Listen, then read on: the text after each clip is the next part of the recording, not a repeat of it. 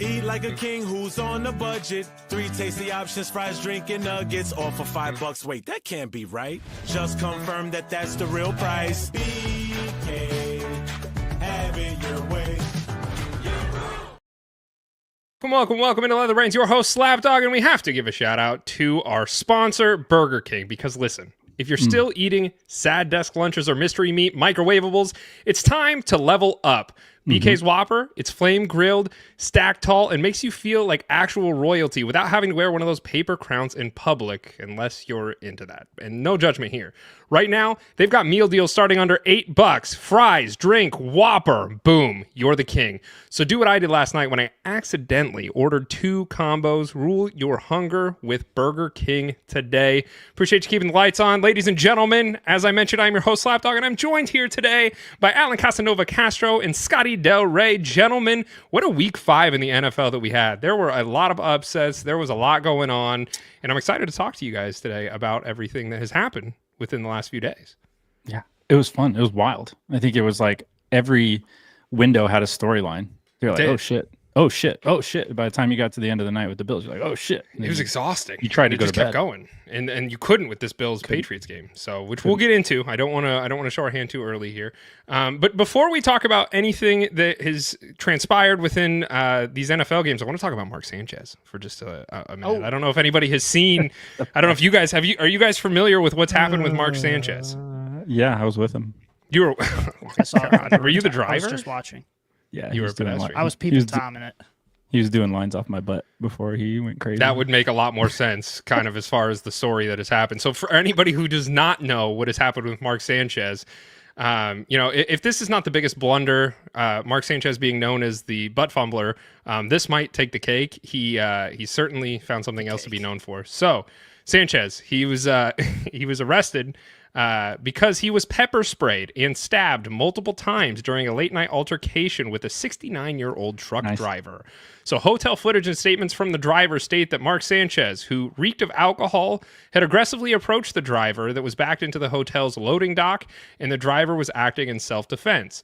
Sanchez was then charged with battery resulting in injury, unauthorized entry of a motor vehicle, and public intoxication. So I think it's safe to say Mark Sanchez will not be an analyst for Fox moving forward.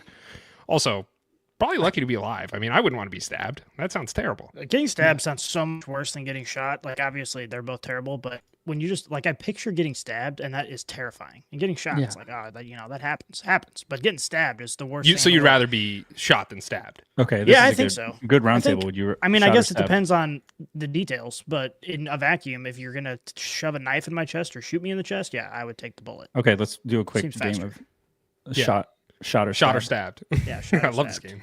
Okay.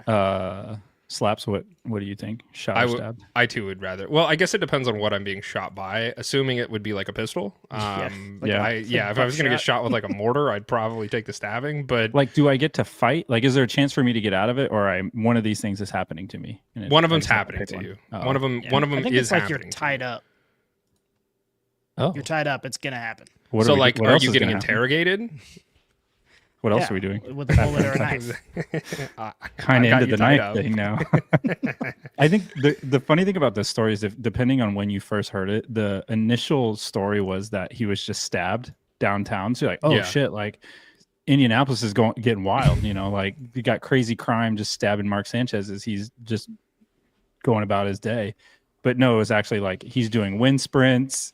He was like sweaty. He was like belligerent. This guy was acting in self-defense, then he was stabbed. And then it was like hours later that cops went and arrested Sanchez while he's in the hospital, which I don't know how you do that. That's the worst. Like, could you imagine, like, not only are you drunk and then hungover, but then also you've been stabbed and then also you've been arrested. That might be about as bad as a day can get. I don't think it was just alcohol. He had to have been on cocaine. You're doing wind sprints, bro? Nobody's doing wind sprints. Nobody's doing wind sprints with alcohol. Classic cocaine. It's like usage. crystal meth or bath salts. You remember bath salts when we thought there was a zombie apocalypse going on back in like 2014? You act like I'm not on bath salts right now. This is a crazy crash out though for Mark Sanchez. That pretty much puts a wrap on anything he does. You literally had it all. Like don't say you had it all, but like you were in a pretty good position. You were just a Fox analyst. Like you were done with the NFL. You had some post NFL aspirations. You were doing it. Yeah. and you just decided, you know what? I think I'm going to go approach this decrepit old driver. Decrepit. For what? I mean, he's 69. I'm not going to say he's he's decrepit. decrepit. Maybe he's like really that in was shape driver. probably Maybe he's one of the few really, really physically in shape drivers. He does not eat fast food every day. That's for sure. Like he hated. Well, he should. Well, he hates our commercial. I was going to say I don't. No slander on the ad read because we love Burger King here, and they do support truck drivers, by the way. So if this truck driver wants to go to a fast food restaurant, I highly recommend going to Burger King. I can't promise a discount, but let them know you were the Mark Sanchez stabber and you might get something off. Yeah, this is, I think, a wild end because, not only did you get stabbed, now you're recovering from that and that blows, but now you were also the aggressor. Now you're under arrest and you lost your job. Like, I don't know which one of those things to cry over first. That's kind of where I would be stuck. I still want to just figure this out really quickly. Are you stabbed or shot? Shot. I thought there was a chance I could get out of it, and I was like, no, if I could stab. The only other thing I thought about stabbing was maybe I can kiss the person that stabbed me and just kind of make it really awkward and maybe go out on a high note, but that was about it. Can you imagine if the story of this was Mark Sanchez gets stabbed, but then he kisses while kissing a 69-year-old truck driver behind a hotel room? I think that's the only way you soften it. Then it seems like passion and love, and you're like, maybe Mark Sanchez is just like it was a lover's quarrel. Like then you almost feel bad for him again. Yeah. So it goes from like aggressor, I'm on cocaine, or now it's like a lover's quarrel. Yeah, so I think had he kissed the driver, I think that actually would have made things better. Maybe he was like, what did the driver do to make Mark Sanchez so dependent on all these substances? Like, why was he so drunk? Because the driver must have been acting a fool. Not treating the relationship with respect. Yes, guys, we might have just given Colleen Hoover a new book idea. Yeah. I don't know who that is. She writes a book. Smut? Yeah, I think she's into I haven't read any of her books, but my wife has read quite a few. Smut. Yeah, I think she's a lady smut author. That's what I think is so funny about that is women will pick up that book and it's just basically porn and words and they're like, oh, it's the fucking best. Don't watch it though. Don't watch it. If you watch it, it's bad. If I just read it, but if I read it, fantasize about it, and I play it out in my head, it's okay. Yeah, but I'm not allowed to watch at it. I lust after this mythical guy in this book. Yeah, so that's there. If I was here's the thing. We can tie a bow on this Mark Sanchez talk, but like if I'm his defense attorney, I would say they're in love. And I would pay the driver to say that it was a passion crime.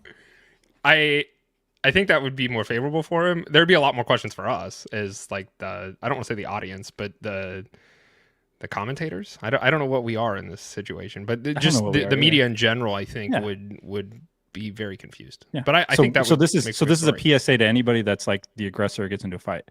Like try to start kissing people, make it awkward, and then it turns into a love story. That's it. It's like a high risk, high reward because you might get out of it altogether, or you might add like sexual assault onto the charges. Like might as well. You got to spend money to make money. You go up to the judge and be like, he offered me $300,000 for me to say we were in love. Yeah. Okay. Here's the other thing. I know I love this. I love this hypothetical though. I still feel like it plays out better for Mark Sanchez if he was just like trying to have sex with the driver. He was just horned up. Like he's just super sweaty, and he just really loved the way this guy looked. Like that's how this. Because I feel like people would be like, "Oh, that makes sense." Because right now, none of this makes sense. Like, why were you doing that? Yeah. Why did you go beat up the driver? Why did any of this happen? But if you add like, "Well, we were in love," or we were trying to get it on, and everything. Yeah. Well, it does. It adds a lot of context because otherwise it's just like a fever dream. You're like, "Yeah, Mark Sanchez was on bath salts. He was doing wind sprints in an alleyway. He attacked a truck driver, and then he got stabbed." It's like, but what? They were in How love. does any of those things connect? Yeah. Yeah, we'll just say they're in love. That's the defense. A lover's qualm. Well, Mark Sanchez, I think it's safe to say you are a piece of shit, and I hope you get whatever you deserve. Maybe. While we're talking about teams that get things they deserve, I don't know if I think the Rams deserve to lose this game, but they certainly did. The 49ers beat them 26-23, and I don't understand this, and maybe one of you can explain this to me. This 49ers team is completely decimated, and it's like the Ravens, but it happened before the Ravens. This entire 49ers team, they're playing with second-string players almost across the board for like their skill positions, and they've lost a couple defensive pieces. Like this 49ers team is just finding ways to win, and it's in against a Rams team that is pretty dang good. Like the Rams are no slouch. We talked about it last season, when they got into playoff time, and we're like this Rams team is a team that nobody wants to play, and I kind of figured that was going to trickle over into this year, and it still seems to be the case. But the fact that the 49ers are winning these games, I don't understand it. And I'm curious, do you guys have any, like, can you guide me in a direction here to try and figure out what the heck this 49ers team is? I can try to lead you in a direction. This is where my mind went, and I'm stupid, so we'll see how this plays out. But like, you had Mac Jones who was filling in, and he obviously is looking for his contract. I think that's the thing other people fail to remember in these situations is these are still professionals. Sure. They're still trying to win, and they're still trying to put their best out there. And any one of them could have their best game at any time and secure you a win. I think for me, what this was Mac Jones. I think he's pretty much solidified himself that he can sign backup contracts for the rest of his career now. He can kind of go run around the league and be like, is he our new Jameis Winston? Yeah, like he's pretty much set because he came in and won a game and was beat up. Like, I think that's the thing that this that I got out of this game was that maybe Mac Jones wasn't as bad as we all thought. Maybe there is something there. He seemed to like flow. He seemed to be more sure of himself in this offense. So I think for him, when we talk about players that are still playing for their next contract, I think for this was the Mac Jones game through and through. Like, he pretty much. Do you think that Kyle Shanahan, like, it really? You know, we talk about Kevin O'Connell and how he's a quarterback whisperer and how he can do that. But Kevin O'Connell came from the Kyle Shanahan tree. And do we think that Kyle Shanahan also has, you know, a big part to play in Mac Jones's revival or his redemption? Because you look at the quarterbacks over the last few years with the 49ers, and it's kind of been, you know, they haven't had a superstar electric quarterback. Obviously, Brock Purdy was a nobody until he was a somebody. And that was one sign. You had Jimmy G and the whole Trey Lance situation. And so, like, and Jimmy G wasn't a good quarterback either, but he found use with Kyle Shanahan. So do you think that Mac Jones is just being elevated due to just also having Kyle Shanahan as a head coach? Yes. This whole situation and, you know, the 49ers still finding ways to win games is all due to Kyle Shanahan. I mean, you can just tell this is an organization that is built to be easy for players. And we've said that for a long time about quarterbacks. You know, you go play under Shanahan, and he makes the quarterback position so much easier. And this is the big knock on Brock Purdy, and it's still happening right now. Oh, is Brock Purdy a big overpay? Because you can just have Mac Jones come in and still win all these games, blah, blah, blah, blah, blah. Like, all of those conversations don't happen if Kyle Shanahan isn't the coach that he is. And I think that if you're a 49ers fan, like, you just have to be so stoked to have this coach, you know, to have this guy at the helm of the organization that can fight through this adversity. And yes, we've seen 49ers in the past when they get injury decimated and they're not, you know, winning Super Bowls, but we also see them bounce back the next year and they're competing for Super Bowls. And it's like, really anything is possible. You never want to play this team, and they've demonstrated that so far this season. Yeah, I think there's a very short list of, like, head coaches that could take Jimmy Garoppolo and Brock Purdy to a Super Bowl and almost win them. Like, they were in both of those, and those were games that could have went either way. And so he's like a whisper away from being, you know, a Super Bowl winning head coach. And I don't think it was anything he necessarily did in those games, but I think he deserves to be talked in that same breath. The same breath we talk about Sean McVay and we give him. Well, they all flowers. came from him. Yeah, and I think he deserves that as well. And I think you saw that here. Like, that was, I mean, that wasn't a home game for the Rams. If you saw the stadium, certainly looked like it. It was 49ers fans through and throughout that whole stadium. And then there were also that article coming out where the Rams were pumping in artificial noise to try to make it sound like they had more fans, which is absolutely hilarious. But I think I agree. I think it's Shanahan. He lifted this team up. I think the Rams kind of might have underestimated what they were going to get out of that team. Well, one other thing that Scotty mentioned, and he might have some issues right now, but you know, he mentioned Brock Purdy, and I've seen some chatter on the X about Brock Purdy and how he was a huge overpay, and a lot of people are stating that Brock Purdy's tied for 7th right now as far as quarterback contracts are concerned. He's at $53 million a year right now. And Scotty's gone, so I'm going to ask you this, Alan. Is you know And I really wanted Scotty's thoughts because he's the one who kind of had kicked this one off. But do you think Brock Purdy was an overpay? I think in the moment you could, if you say he's 7th right now, yes. But remember, those contracts are going to get higher and higher. I think in the middle of this contract, he may be top 15. And then in the middle of his contract, you're saying you paid him top 15 money, which I feel like is appropriate. So I don't think it's going to, I think the long-term financials are going to bear that. I don't think they overpaid at all. I think they paid what they should have. So I think we even talked about this last year. Like, even if he comes in like at or below Tua, that feels right. Yeah, and I think right now he's below Tua. I mean, Tua's at 53.1. And I think that feels good. Like if you said that, like you're paying less than what the Dolphins are paying for Tua, I think that is the fans should be like, oh, okay, cool. We did okay then.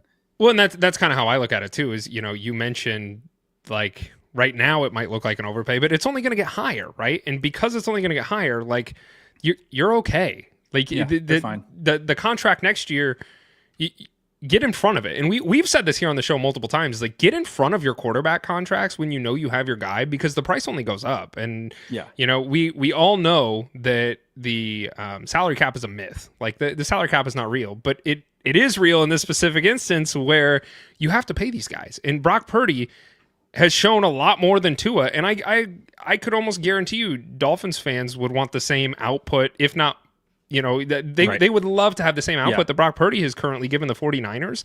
I don't think he was an overpay. And I think that I think the reason people say that is they still carry that connotation that he's a 7th round pick and like he was the last guy in the draft. And I think that the unfortunate thing is that's going to stay with Purdy throughout his entirety of his career. Like that's just what he's labeled. He's Mr. Irrelevant. But he has been relevant. He has found a lot of success with this 49ers team. And yes, Mac Jones is doing a great job. And people are sitting here saying, why did we pay all this money for Purdy when we could have had the same thing with Mac? I don't think you can think about it like that realistically, because the times are different. Obviously, Purdy's hurt. But you had to pay your guy to keep him around. And would you rather pay for the known or take a chance and save the money on the unknown? And it's like you're playing to win the game. You know what I mean? Yeah, I agree. I think, and it's also, we talk about this too. It's about your situation dictates as much as your output. Like, if he's in the situation that allows him to output like that, he's surrounded by a great offensive mind, a proven offensive mind, talent all around him, even though they're hurt. Like, there's still pieces to this off. Like, Shanahan is one of those head coaches, which I appreciate, that no matter what's in the cupboard, he will figure out a way to make something with it. It's like when you're cooking at home and you're like, well, I have like a couple tortillas and a piece of cheese. Like I can make some kind of quesadilla out of this. I think that's how he is with his team, is like, I may not have everything I need to make the prime rib meal. And that's what the ingredients most people are used to having. And it's easy to win when you're doing that. It's harder to win when you have less than that. And I think that's what this proves. And if you were to tell, if you say top 7 contract, but then you say, oh, but he's below Love. Oh, he's below Tua. Oh, he's below, what's his face? Trevor Lawrence. Like that then is an easier pill to swallow. You're like, okay, that's about what I would expect to pay for a quarterback then, if it's below all of that, because then that feels like more fiscally responsible for the 49ers to go make other moves. So 100%. I think this game was Kyle. I think the Rams themselves, getting into the X's and O's of the games, I think they had the ball within the 5 and Kyron was trying to stretch and get more yardage, which was dumb because he didn't need to just hold onto the ball and fall down. Like you had that game won. And then that was it. Like there's nothing they could do after that point. I think, I don't think it's any one fault. It's just an NFL game. Like, and the shit happens. I think this is the razor thin edge that these games ride on, and people forget that. Yeah. And also this is a divisional game. And we will continue this conversation throughout the show, but divisional games, anything can happen. And that's exactly what happened in this one. So we'll wrap this conversation up with this question. Do you think the Rams or the 49ers, obviously the 49ers won this game, but who do you have as the better team? I think the Rams still are the better team if you play out the whole season. Nakua looks like he's going to be he's on fire, all pro. Triple level. Crown. Yeah, I mean, he's getting it. I think Stafford looks really well. All the talk of the health issues he had coming into the season, I wasn't sure what version of Stafford we got, and he's balling too. I think they just made a mistake. You can't turn the ball over. You can't make mistakes like that. And they let, they unfortunately let Mac Jones get hot, and they didn't find ways to disrupt him. And, he's still an NFL caliber quarterback. So this shit happens. But I think over time, the Rams are going to be ahead in that division. Okay, I agree with that. A quarterback who has revitalized his career is Sam Darnold. And while he didn't get it done, it was close. I mean, the Seahawks, Bucks, 35-38. I don't think anybody had I don't even think the Vegas line on this game was that high. What was your biggest takeaways watching this game? I think this game was just that Darnold and Baker are playing at an extremely high level right now for NFL quarterbacking. And I think that's when you talk about weird to say. When you talk about the best quarterbacks this year so far in the NFL, you have to put those two near the top, which is weird to say going into, week 5 is that these are your 2 best producing quarterbacks. Say what you want about how it looks, but they are your top 2 producing quarterbacks, and Baker's producing at like an MVP level right now. Yeah. Can he sustain it? I don't know. Probably not. Like, odds are that he comes back down and we have your usual cast of characters rise to the top. But I think that's the thing I got out of this game, was that they both looked like high caliber NFL quarterbacks, which was insane to me to watch. And then once again, Baker with leading a 4th quarter comeback, that dude just has fucking balls to just go out there and just do what he needs to do to win a game. And I think if you're a Panthers fan, this is another one of those look away things, because not only did they have a podcast shut down, the Panthers did, because they're doing so bad. There's a very famous podcast they had that said, we're not doing this anymore. And it's like, really? Damn. Yeah. Yeah. Last week they announced that they weren't producing any more episodes because they were just so pissed at the owner and this franchise. But watching this game was like nightmare fuel if you're a fan of the Panthers, because you're just watching 2 quarterbacks you had. Yeah. Go ahead. For anybody who doesn't know, Sam Darnold and Baker Mayfield were both rostered on the Panthers at one point in time, and Baker Mayfield was lined up as a defensive lineman in practice at certain times. Like, that's how much turmoil this organization has had. And now you see both Baker and Sam Darnold playing at that higher level, and it really begs the question, like, what happened? And I think, I look at it from maybe a more holistic view, but it also has to be the right situation. And I think that's something that oh my gosh, I'm getting dizzy. I think a lot of people don't really, you're looking at it on paper, right? And you're looking at the players and you're saying, okay, we had these players. But I think that when you have those players, it still has to be the right situation for them. And I think with the Panthers, very obviously it wasn't. Yeah. And I think that's part of it too. And then the other thing that kind of comes to mind is the development of these quarterbacks. Sam Darnold was young. Baker Mayfield was also fairly young at the time when he was with the Panthers. And I think it takes a little bit of development. And I think that's the other thing that kind of, we'll talk about Jackson Dart and the Giants here in just a little bit, but it takes time for these quarterbacks to develop and really understand the game at the level in which they need to succeed. And that's the other piece of it. And I don't know if you guys have any thoughts as far as the developmental side, but it took Sam Darnold a really long time. I have not been a believer in Sam Darnold. I thought his career was going to cascade back down into nothing after he left the Vikings. And here we are talking about him as one of the upper echelon quarterbacks as far as their play. That just goes to show, I think it takes time. I think it takes a lot more time for more often than not for these quarterbacks to really develop. And unfortunately, if you're a fan of the Browns or the Panthers, you look at Baker and you say, why didn't we figure this out? Like, he obviously was not the problem. And I think for those franchises, I think that also highlights to NFL fans that even though guys may or may not work out, it's, the front office, it's the entirety of the organization that makes it work. And so these guys just weren't in situations, but the skills are obviously there. Yeah. Like, the skills warrant that they were drafted high. The skills warrant that they stick around. And these, if you're a Seahawks or Bucks fan, I think you're feeling pretty good. And if you're a Seahawks fan, I know there was a lot of chatter about them not having Geno Smith anymore. Like, what are we doing? Why did we get rid of Geno? Why do we have Sam Darnold? Now you look at it right now where the Raiders are at with interception Geno rather is, okay, actually, I'd rather have what we have right now. And it's a smaller sample size, but you're probably like, okay, that was a good call by our front office to be able to do that. And you see front offices that can typically do that. And I think Seahawks are one of those. Like, I was going to say, maybe we should stop questioning the Seahawks when they get rid of their quarterbacks. I mean, look what happened with Russell Wilson with the Broncos. Like, look at what Geno with the Raiders. And like, maybe that front office needs a little bit more accolades than the NFL community gives them credit for, because I had the Seahawks as one of the worst teams in the NFL this year. And that very clearly is not the case. It did seem, first of all, can you guys hear me okay? We can. Welcome back, Scotty. Sorry about that, everyone. But it felt like going into the season, like the Seahawks were a little bit confused. Like they brought in Sam Darnold. They probably paid a little bit too much money, but they let go of their stars, and their team was like halfway in a rebuild and halfway trying to compete.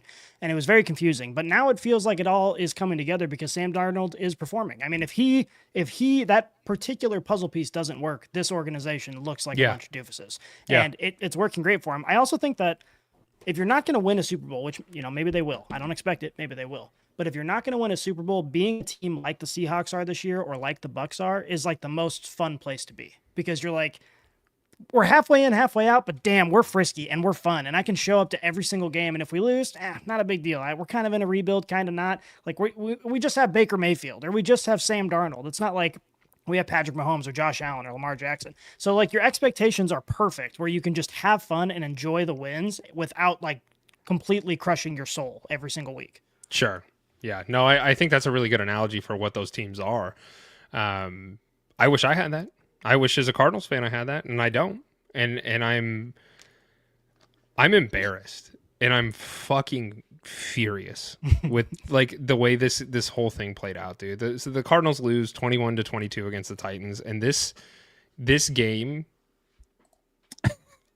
I don't even have words for. I am so angry. I don't have words. I don't have words. I don't have words. I literally said last week, I can't remember the running back that did this last week.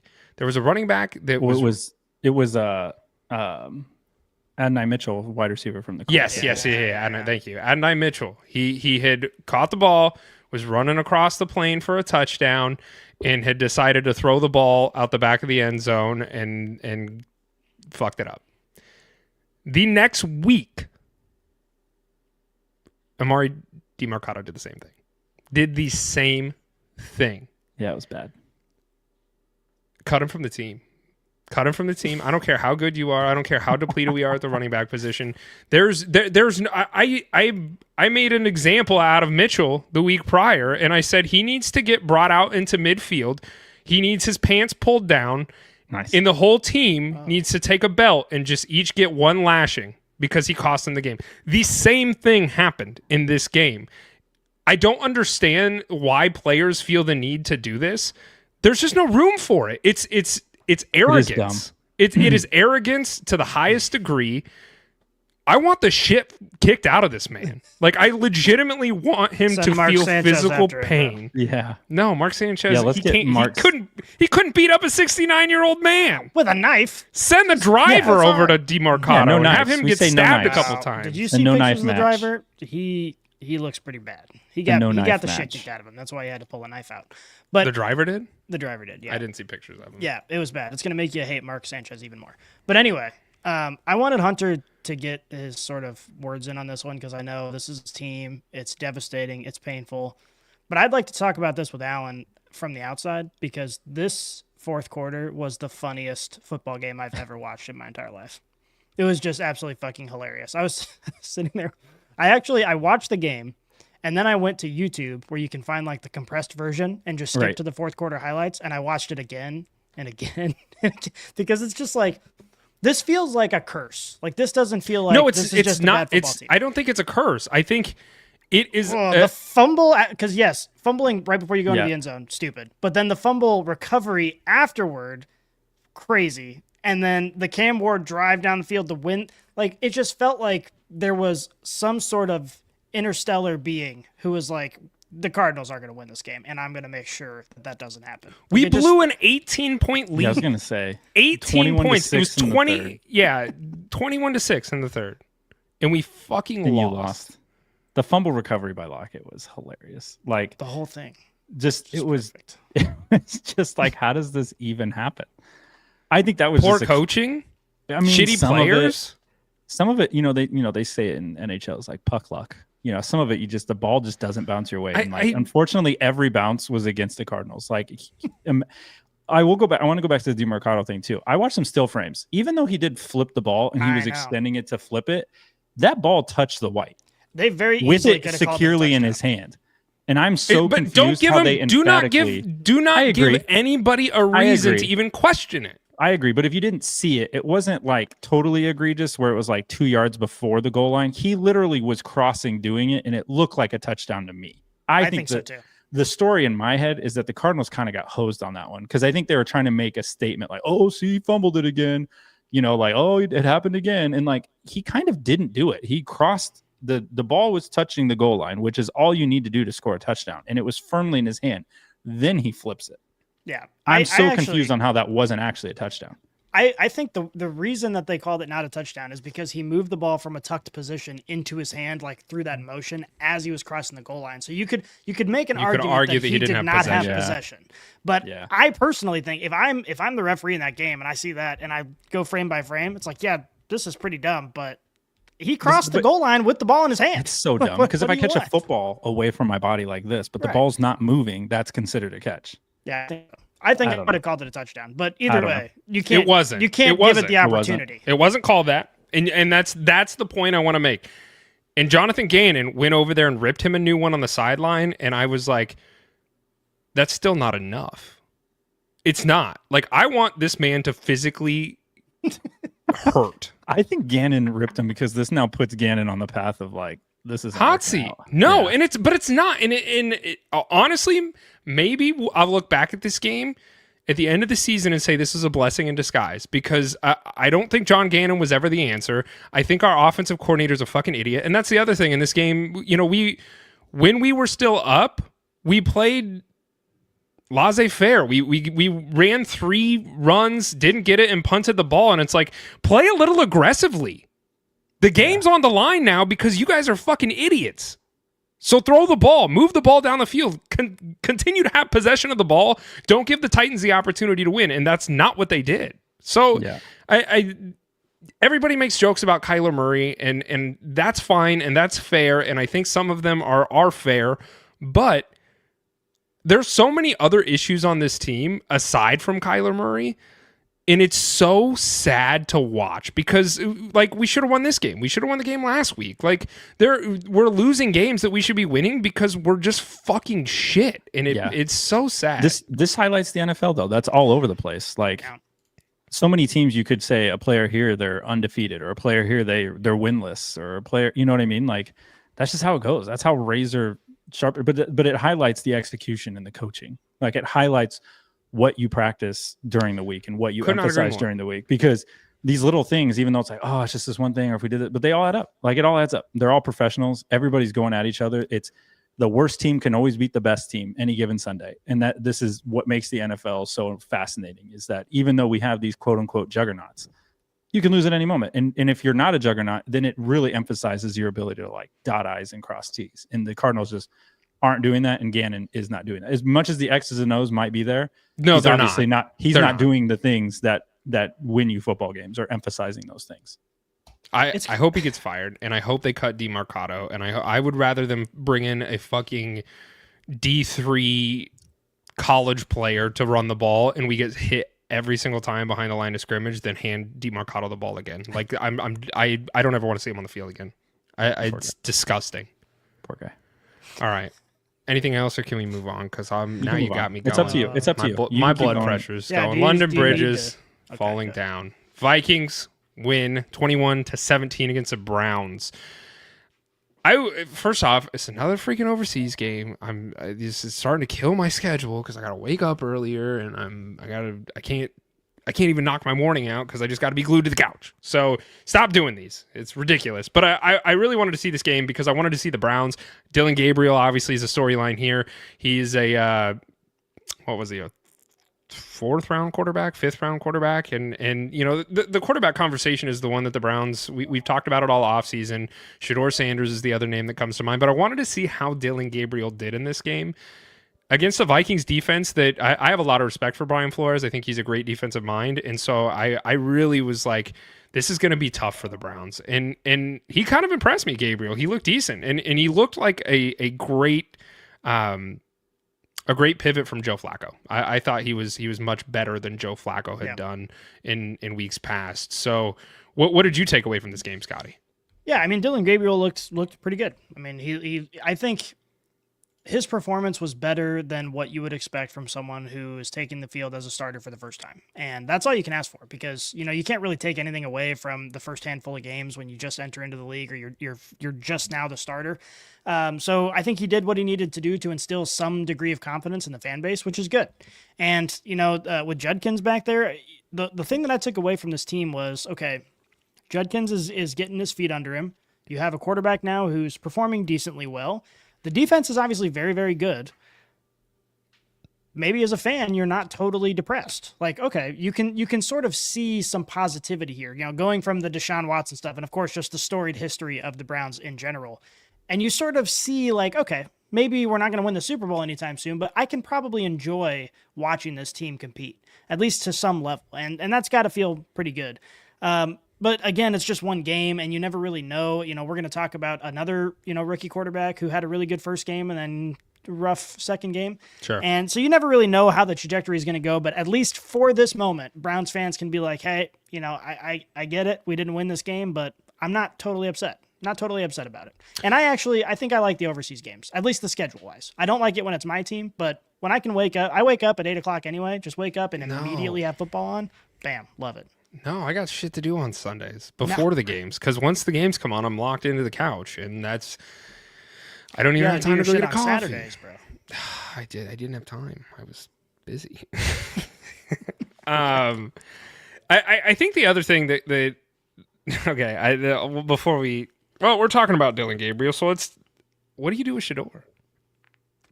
I mean, what do you do with Shedeur? Like, I've seen some chatter that maybe he ends up on the Raiders. Honestly, that's the thing is. Do you trade him if you're the Browns? I mean, it's not like you have much vested in him, and obviously your quarterback room is not great. But yeah, that's the thing. If Dylan Gabriel comes out and plays like this for the rest of the season, obviously it's Dylan Gabriel's job. But the thing is if you've got maybe you want to invest in a backup quarterback, assuming that Dylan Gabriel continues on this trajectory and is like, okay, he's good, like he's fine, and you don't have to worry about him. Maybe you want a backup, who's a little bit like a Carson Wentz or someone who's a little bit more experienced that you can kind of rely on when you need him. But having Shedeur as a backup is fine too. Like you have somebody who can mix things up. It's sort of like having Anthony Richardson as a backup. Okay, things go wrong. The defensive game plan gets thrown out the window because this guy's totally different and he brings something new to the table. And yeah, maybe he sucks, but it's unique and it's difficult to plan against. So they might want to keep Shedeur on the roster, especially because they didn't invest much draft capital in him.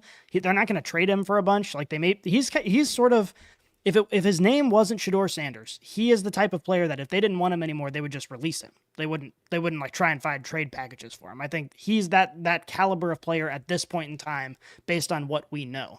So maybe he's on the roster, maybe not. But I think at this point, we need to see more from Dylan Gabriel before we can even have conversations like this. Sure, but in the hypothetical that Dylan Gabriel continues to play at the current level that we just saw, there's no room for Shedeur. I mean, there's not. Like, it's going to be Dylan Gabriel at least for the rest of the season, and we'll see where the draft picks lie. But you trade him? You trade Sanders? I mean, I don't hate the idea. Yeah, I mean, if somebody will pay something for him, I mean, maybe. A sixth-round pick? You just jumped around? I mean, I don't know. Nobody drafted him, so it's like, who really wants him? And, maybe the Raiders pick him up, and honestly, that's one of the few places that might be willing to give something. But even that, I mean, you're talking about a 6th or 7th round pick. It's not going to be anything insane. Yeah. The only other thing on this game, which really screwed over some fantasy football managers until the very, very end, I don't know if you saw that Jordan Addison was benched for the first quarter. That was not relayed to any of us. And so I'm sitting there as someone who started Jordan Addison, and I'm like, what is going on here? And then it come to find out he was benched by the coach because allegedly he didn't show up to the practice because he wanted to go rogue and go explore London. What a piece of shit. Fair. Hey, I'm going to get yelled at. I've been chewed out before. I don't go to London very often. But when you go for work and you just don't go to an important meeting because you want to go explore London. Yeah, just call in sick. Jordan Addison just has more and more red flags the more I hear about him. Obviously, the whole speeding thing that happened where he was suspended, and then he does shit like this, and it's like, what are you doing? Like, what are you doing? I agree that it's very stupid, obviously. You get paid millions of dollars to be there. So just, show up. But Kevin O'Connell did say, yes, it was dumb, but he handled it like a professional. Like, obviously he knew he was going to get sort of yelled at, and he apologized to the team and was like, hey, my bad. That was obviously very stupid. And whenever you guys want me in the game, I'm going to perform. You can rely on me. And when he got put back in the game, he ended up winning him the game. So it's he did win him the game. As far as doing something stupid, this is the best case scenario for him. So he pulled it out as best as he possibly could. Freaking idiots. Okay. Got to give a shout out once again to our sponsor. This combo meal's got combinations. Make this thing your own creation. Entree, drink, and choice of sides. Oh, and it's free to swap fries. BK, have it your way. This episode is brought to you by Burger King, and let me tell you, Burger King is the reason my midnight cravings don't turn into me meeting a questionable jar of pickles from 2019. They've got the Midnight King meal, your choice of burger, fries, and a drink, available late because hunger doesn't stop at 10 p.m., so why should you? So when you're up binge watching shows or listening to us argue about football takes at 1 a.m., you can hit Burger King and feast like the night owl you are. Burger King. Rule 8, snack great. Thank you for keeping the lights on, Burger King. All right, Scotty, let's keep this train rolling. I don't know. Was that good or was that bad? The ad read? No. Or the rolling? Yeah, the rolling thing is more what I was fine. Okay. I wasn't going to comment on it, so it wasn't too bad. Okay, all right. Well, something that is bad is the Ravens, Scotty. Oh, my gosh.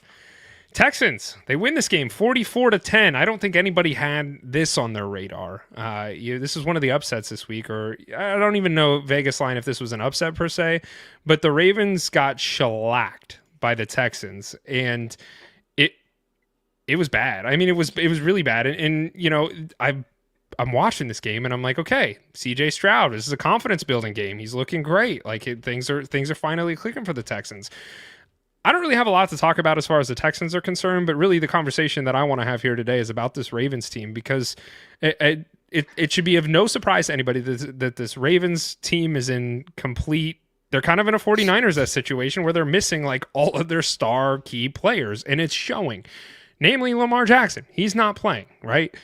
He's injured. Obviously, he's got something going on because he hasn't played these last 2 weeks. But is the Ravens season just over? I mean, it's 1-4 start for the Ravens. Their next 4 games are the Rams, Bears, Dolphins, and Vikings. And I think if they don't start getting some of these pieces back to their team, if I was a Ravens fan, I'm probably hitting the alarm button and saying this season could be a wash, because to start 1-4 through 5 weeks is not an easy thing to come back from. Like, I mean, you can't lose a game, and you have to have things swing your way. Yeah, we saw it with the Bengals. I mean, the Bengals almost did it, whatever it was last year. Yeah. They almost did it, but you just have to be perfect. And Lamar Jackson's going to miss next week too. That, as far as I'm aware, I don't think he's going to play in week 6. So it's just one of those things where it's very, very unlikely. And the thing is, you know, we had some conversation slaps, I know, in our sort of group of friends where people were asking questions about the Ravens. Are the Ravens bad? And I know in this situation, when you got this many starters out, it's tough to say anything. But I do think that there's something to be said about the Ravens just being overrated, and they've been overrated for a very long time. Yes. And it's one, like, obviously they're a top tier team, like they could compete against everybody when everybody's healthy, but we just have not seen them put together a run that should have them in the same conversation as the really, really good teams in the NFL. We just haven't seen it. We haven't seen it from Lamar Jackson. Like, yeah, he's electric, he's awesome, but when things really matter, he falls apart. Right. Derrick Henry fumbles the ball at the end of games. Like, this is just a team that is overrated generally. And I think even when everybody's healthy on the field, yeah, they're going to be a tough matchup, but this is not a Super Bowl team, and it never was a Super Bowl team. Thank you. Thank you. If I'm a Ravens fan, I'm basically like mailing in this season. I'm already over it. That's how I would be. Like if this was happening to the Chiefs and everybody was dead and they were 1-4 and nobody was going to be playing, I'm like, oh, well, this is just a mail it in year. Like we're not trying. I think for them, it's some of the discussions about some of these injuries. Like if you're in contention or you have a chance, you're in position, your record's good, you know, you have all these things going for you. I think you see some of these players come back, or you see Lamar, you know, gut it out and try to do it. But seasons in the tank, they have so many injuries on defense. Like it puts so much stress on that offense, and you have your star quarterback that's hurt. Like I get it, rest him, you know, and see what happens when he comes back when he's healthy. But for me, it's if I'm a fan of the Ravens, you can already see like, is anybody actually trying to come back? Is anybody trying to get back into the game? You saw it, you know, last week with the Chiefs, and the elephant in the room is like everybody was saying what the Chiefs were doing. Well, the Ravens just might be a get right team right now. Like if you need to get your stats up and you just need to feel good as a team, like you go play the Ravens and do it right now, because that just might be what they are. But if if I'm that front office, I'm letting my team rest up. I'm almost going to try to hit the reset button and be like, all right, let's figure this out when everybody's healthy. I think that's where they're at. I think that's where they're at right now. Well, and it's kind of funny because if you go look at like articles that came out before the season started, so many NFL analysts had the Ravens winning the Super Bowl this year. Like they were like a favorite to win the Super Bowl. And here we are in week 5 and we're like, are they even going to make the freaking playoff? And it's looking like probably not. I agree with everything you said, Scotty. You got me fired up because I've been on record and I stand firmly in belief that Lamar Jackson will never win a Super Bowl. I don't think he is that caliber of a quarterback, and obviously he's won the MVP. And people can come find me, Slapdog, over on X. Let's have a conversation about it because I don't think he's that kind of guy, and I haven't seen it. And this Ravens team, I haven't seen it. Yeah, they win games they should win typically, but when it comes to like the close games, they don't. And with where this team is at right now, I just struggle to see them even making the playoffs. But I will say this, it does suck not having Lamar out there, and it sucks not having Joe Burrow out there as guys who are talked about as top 5 quarterbacks. Like the league just feels just a little bit dimmer without them on the field. Well, it's I don't know if you guys share that sentiment. Yeah, that's exactly why, people complain about all the rules and how hard it is to play defense now and this and that. But this is why. I mean, this is why all of the extra rules exist, is because when you're watching football and you're watching backups play for Lamar Jackson and Joe Burrow, it's just not the same game. It's not as fun. It's not as fun to watch. Nobody makes as much money. It's just sad. And so, yeah, I mean, at the end of the day, it's depressing that these superstars are not on the field. And the league's better with Lamar there. So we want him to get healthy. Yeah, I agree. I think that's, they're an entertainment. It's an entertainment business. You want to have your entertainers on the field, and that's what Mar does. The one thing I will say, though, is I feel like this team had its moment. I think the window just closed for the Ravens to win the Super Bowl. I think there was a window for them to do that.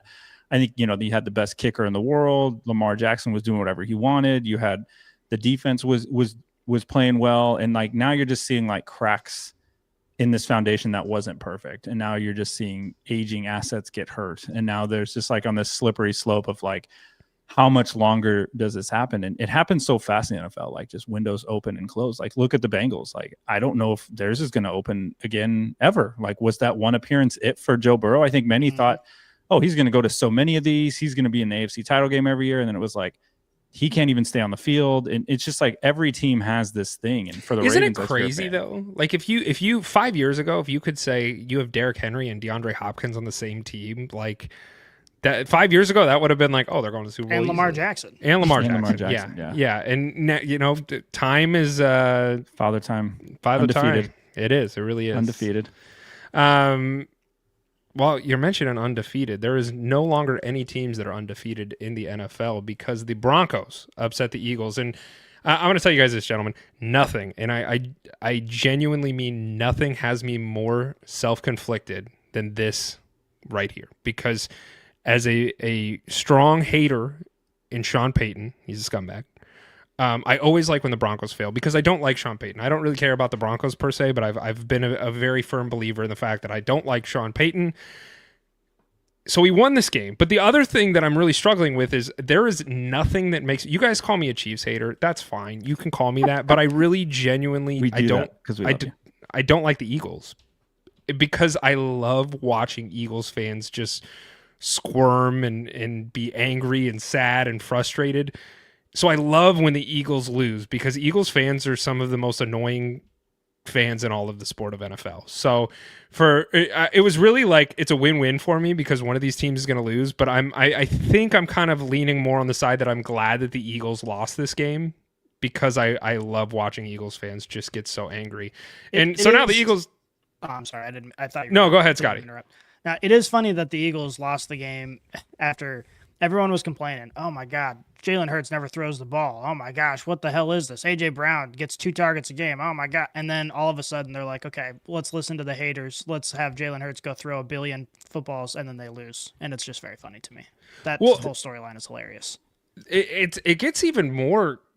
more mind-boggling because the Eagles are 4-1 to start the season, and we've already seen some of that dysfunction in this Eagles locker room. And just like you mentioned, the A.J. Brown thing, there was some things happening last week with some cryptic tweets that he sent and all of that shebang that had happened. But my question is, where has Saquon been? I mean, genuinely, like a guy that you leaned on so much for your success last year is not finding that same level of success this year. And I pulled up his stats from every game thus far. Against Dallas in week 1, 18 for 60 and 1. Against the Chiefs, 22 for 88 and 1. Against the Rams, 18 carries for 46 yards, 0 touchdowns. Against Tampa Bay, 19 carries for 43 yards and a touchdown. In this game, 6 carries for 30 yards. Like, where's Saquon Barkley? If you would have told me this Eagles team would have a game this year where they only run the ball 11 times, I'd be like, are you high? And especially, this is the one game where we're talking about Saquon. Saquon has been struggling a little bit this year, and this game, over those 6 carries, this is his best yards per carry. This is his best. Like, he looked the best in this game the few times he touched the ball, and they never gave it to him. He also just showed up on the injury report today. He didn't practice with a knee injury, and they have a quick turnaround on Thursday. So I would say his status is up in the air already for if he's even going to play on Thursday night. So do you think that's why they limited him? Like, I think so, because he had a knee injury at some point in there. You could see him kind of limp off the field, and he let AJ Dillon take some carries for a while, and then he came back out. So I think this game may have been more injury based, but still, like this Eagles team, funny, the parallels between this year's Eagles team and last year's Chiefs team is hilarious. Like struggling to find ways to win games, winning ugly, a lot of dysfunction. I don't even know if that's fair to say, though. I mean, like, I think it's very fair. I know you do as a Chiefs fan, but like I think that it's still a different conversation because the Eagles have more talent than the Chiefs do. Like I from a roster construction standpoint, the Eagles top to bottom have a better team. And that's not the case with the Chiefs. So you can sit there and argue, that what you were saying as far as like it's a parallel. The problem for me is with the Chiefs, I think it's more of a valid conversation about them struggling because of what they have. This Eagles team, they don't lack talent. They don't. I mean, in the stats, even just this week, A.J. Brown went 5 for 43 and 0. Devontae Smith, 8 for 114. Dallas Goedert, all 3 of those pass catchers have been together in a group with Jalen Hurts for the past few years, and we have seen them perform at a high level. You added Saquon last year, and that's really when things kind of got thrown for a loop, is now you could lean very heavily on Saquon, and you could change the entire offense into more of a run-based offense and just let Saquon work in space with the ball. That's not happening this year. And now, and the question that I have is it Kevin Patullo, the offensive coordinator? Should he be on the hot seat? This offense just hasn't looked like we have seen in years past, and the talent really hasn't changed a whole lot. And, really, I think about it. You had Shane Steichen, 3 years ago as their offensive coordinator. That's when they were humming. That's when that offense was really opened up. Last year, you had Kellen Moore. And that's when they got Saquon Barkley, and you saw that transition to a different style of offense. And now you have Kevin Patullo. The weapons haven't changed. It's just who's sitting in the seat calling the shots. And I think that really is a big portion of why this potentially could be problems for the Eagles. Yeah, 100%. Okay. We know Sirianni doesn't call him, but go ahead. Go ahead, Scotty. No, that's what I was going to say is when you have a CEO head coach, when you get a new offensive coordinator, that offensive coordinator is in control of the entire game plan. Like, he is everything. He's going to make the play calls. He's going to put everything together in the practice. And I just don't think Sirianni really has any input whatsoever, which is why we see just such a drastic change between offensive coordinators and how this team looks. And 100%. He's the only person you can point at, like that things just look fundamentally different and way, way worse. He's the only person that could bear any blame. Yeah. I think, the philosophy they had in that fourth quarter was also very interesting. And I don't know if this is, we're not talking about the other side of this coin, is what the Broncos were able to do on defense. I think they forced the Eagles to play this game a certain way. I think in the fourth quarter, this should be money time for this Eagles team. You run the ball, you salt the game away, you leave them no time. The Eagles were up 17-3 in the fourth. This wasn't the Eagles failed to come back and they couldn't come back. They were in control of this game. They were winning pretty convincingly in the fourth quarter until the Broncos got stops, were able to score. They turned it on, and the Eagles just didn't match that intensity, didn't match that same level. And it was like their inability to run, which is where that 11 carries really is weird, because it's like, this is when we agree Jalen Hurts should be able to throw the ball. And by and large, don't listen to what the fuck we all say. This is your team. Sure, throw the ball. You got the lead. Now run the ball. You know what I mean? Now 17-3 in the fourth quarter. I think Eagles, I don't know how much money you would have taken to the casino to bet the Eagles were just going to finish that one out.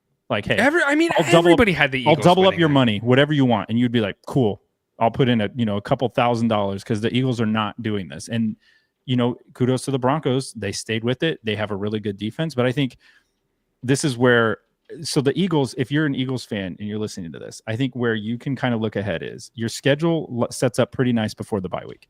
You get the Giants, you get the Vikings, then you get the Giants again. Then you get your bye week. So you get 3 games where you can try to figure this out, get right, have your bye week, because then you go after that bye week, you get Green Bay, Detroit, Dallas, and the Chargers after that. So you got some games that are like, now we're back in the thick of it. I don't want to hit the panic button. I don't think anybody should be hitting the panic button on the Eagles. I think they're more than capable of winning multiple ways. I think they're just figuring each year is a different team. You're never going to get the same team. And this is where they have a couple games to get it right. I wouldn't hit the panic button yet. I wouldn't say it's the OC yet.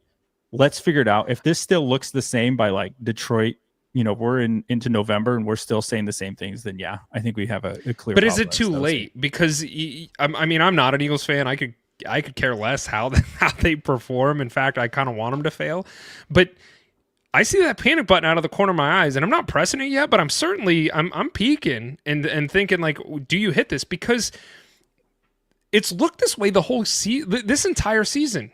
Through 5 weeks. I said last week this Eagles team looks like one of the most boring teams to watch, and they were finding ways to get it done, which is fine. But what happens when they start playing some higher level talent than the Giants and they're not getting it done? And at that point, I would fear that maybe it is too late. And how are you going to try and turn the season, pointed more in a favorable direction? Well, because they're not actually going to fire the offensive coordinator unless they lose a few games in a row that are really bad. Because he can look as bad as they want, but if this is the first game they lost, I mean, they're not even considering firing anybody. No. But definitely there's not a single person in that organization that doesn't have these thoughts that you're articulating right now in their brain. When they're laying down to go to sleep at night and they're like, fuck, this team just doesn't look the same. It doesn't look the same. So they're thinking it for sure. But he'll last the whole season if they keep eking out wins. Yeah, sure. I think that's what it comes down to. As they play higher level talent, my fear would be it's too late by that point. And that's just what I'm, because I've seen this same Eagles team for the last 5 weeks, and it hasn't gelled. It hasn't looked like it has. And I can't sit there and say, oh, well, they had a quarterback change, or oh, they're missing their star wide receiver, or they have all the pieces. Yeah. They've had all the pieces. It just looks different and worse.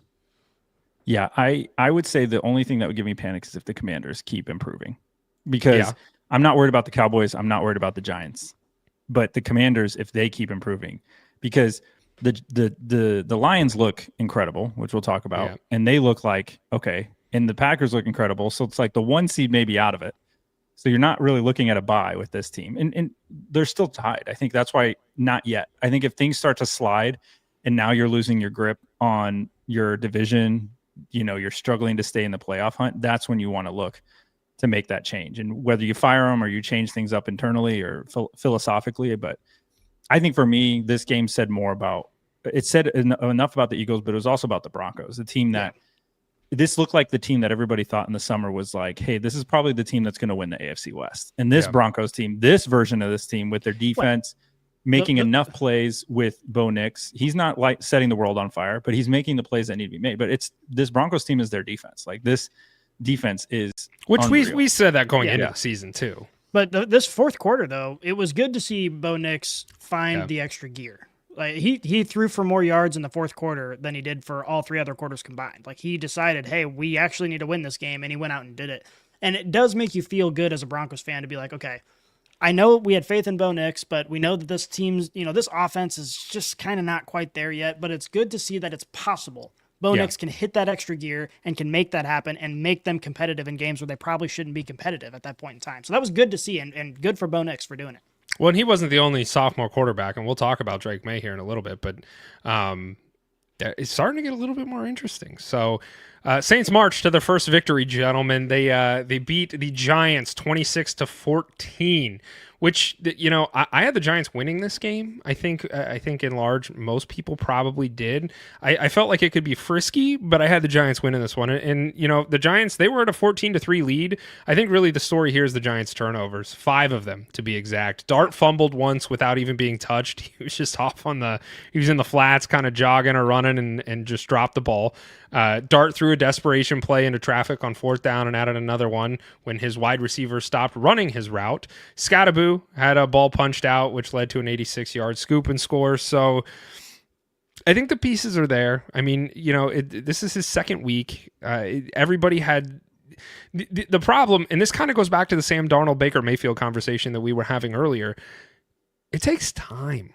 In last week, everybody had Jackson Dart on this super high pedestal saying, like, he's got the swag. He's going to be the guy. He's going to come in and kill it. And it's like, dude, it was 1 week. It was his first start. I'm glad he won the game. But, like, it's going to take him time. And that's really largely what I took from this game. Also going to New Orleans to play a game is tough. I mean, that's a hostile crowd, regardless of what their record is. That's always just a tough place to play. But then you factor in the turnovers and they're still gelling as a team. Like, that's tough to do. Like, not everybody's going to be perfect in this instance, but I agree.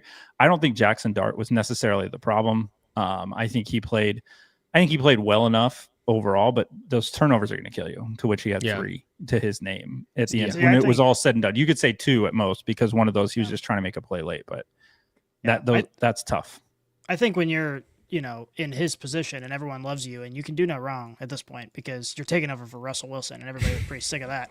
Yeah, get all the fumbles out early. Like, try and make plays, be electric. You know, he's going to have to refine it over time, but right now it was his second ever NFL game. He's got grace. He'll be just fine. Yeah. I saw a tweet and it was some guy as a Giants fan and he was like, it was his wife asking how the game went. And he said, well, I thought it was going to be better. We were playing the worst team in the NFL.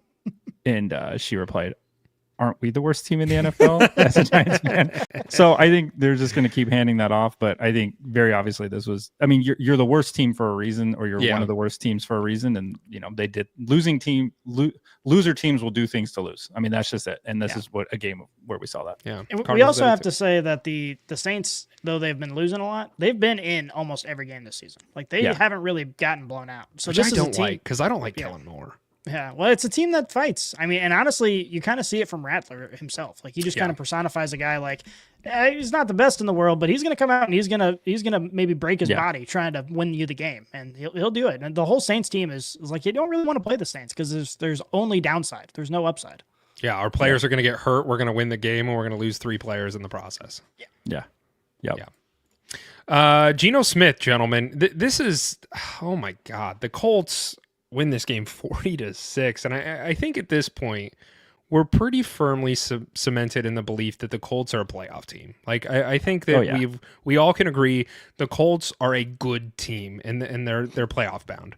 So I'm not going to say that they're going to win the Super Bowl. Not going to say they're going to go on a deep playoff run, but they are a good team. And the Raiders, gentlemen, they're just not. I mean, Jonathan Taylor, he looks like the running back that we've seen from years past. You know, he's kind of been off on where's John Taylor been. This season, he's looked great. And even in this game, he went 17 for 66 and 3. Jonathan Taylor, thank you for being on my fantasy team. But really, the conversation that I want to have today is not about the Colts. It really is about the Raiders, and particularly Geno Smith, because he has just looked really bad. And I mean, even in this game, he went 25 for 36, 228 yards, and 2 more interceptions, and he had 3 last week. I brought his season stats so far to the table through 5 weeks. He has a 65% completion rate. He's averaging 7.2 yards per throw, and he has 6 touchdowns to 9 interceptions through 5 weeks. I don't know where you go from here as the Raiders. I don't, because you sign Pete Carroll to a 3-year deal. He brings in Geno Smith. Geno was under contract with the Raiders until 2027. He has a potential out after next season.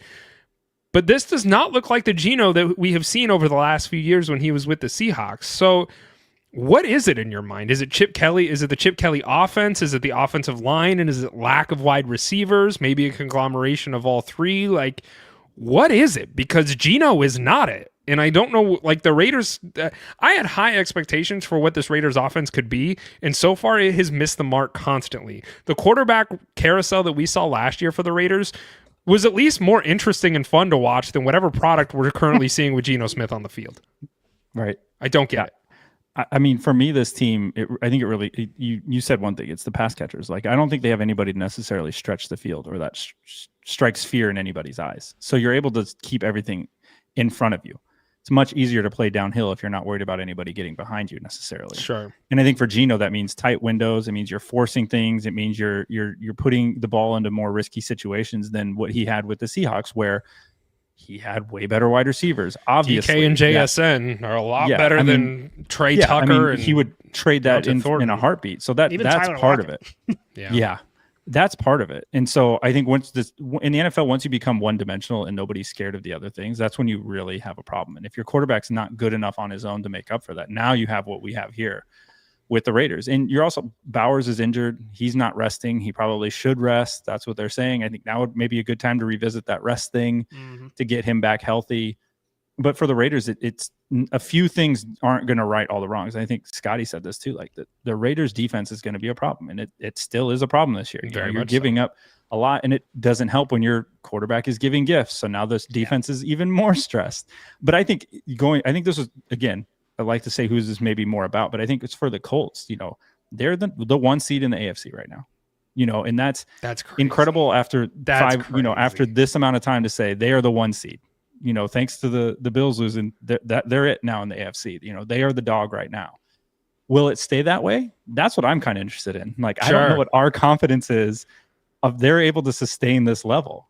I don't know, but I mean, right now you're beating teams 40-6. I don't care who it is in the NFL. That's hard to do, and to hold somebody down like that. And so I think that's the thing that's most impressive to me. And the Raiders are just, I mean, this the Raiders could win this game in some simulations, but this also could happen to the Raiders in every game, which is tough. And so I think they're just not at the point yet to capitalize on their roster. The Raiders are, because they just don't have any of the pieces to do it. Well, first of all, I don't really appreciate how you tried to push the conversation to the Colts before I got a chance to talk shit on the Raiders, which is kind of fucked up, honestly. My bad. I think this problem for the Raiders is largely due to the fact that they chose to hire a geriatric patient to be their head coach in a time when they were rebuilding. Whoa! I'm just saying it's crazy that they're like, yeah, we have no players, we have no defense, we maybe have an offense. Let's get a coach who's on his deathbed, and we're gonna have him try and win us games right now. And it just doesn't make any sense. You needed someone young and energetic. You needed someone who could build the program up from the foundation. Pete Carroll's the kind of coach you bring in when you think you can make a short run and win right now. It just doesn't make any sense. And I feel like this almost sounds like a semantic conversation, but when you bring a head coach in who is going to have the wrong mindset for what your organization needs, you're going to have a bad product on the field. And that's exactly what we're seeing playing out right now. I just think this was set up for failure from the hiring of Pete Carroll. Bringing over Geno Smith, yes, I don't think it's entirely his fault. I think it's just a bad situation for everyone on this Raiders team. And it sucks for them. It's very fun for me. I think it's very funny. I'm glad you brought up Pete Carroll, because I wanted to talk about this. First and foremost, I think Pete Carroll's in better shape than I am. So I'm just going to state that. I think Pete Carroll is in very good shape. However, he is 74 years old. That's what I don't understand. And that's really what I wanted to kind of gear this conversation towards, is just the long-term output of what this Raiders organization is looking for, because they signed Pete Carroll to a 3-year deal. He's got a 4th-year option. So he's potentially tied to the team until 2028. That's not a long time. And if you look at it, 3 years from now, 4 years from now, we're talking about a Pete Carroll that's 78 years old, 77, 78 years old. That's not a young, spry guy.